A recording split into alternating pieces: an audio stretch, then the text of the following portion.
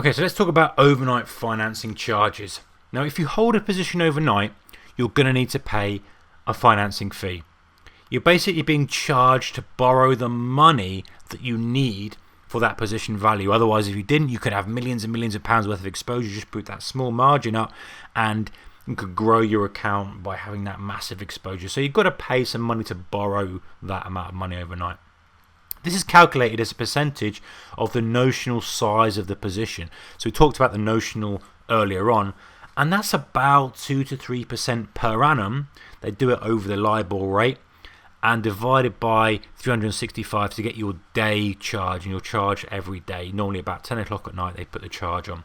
Now the great thing about being a day trader is you don't need to worry about at all. If you open and close a trade on the same day, there are no financing charges. This is purely for overnight. All we've got to worry about as day traders is the spread cost. So let's look at an example here. If we had a £10 a point position on the FTSE, long at 6,700, our notional value for that is £67,000. Let's say the financing rate with the broker is 3% per annum.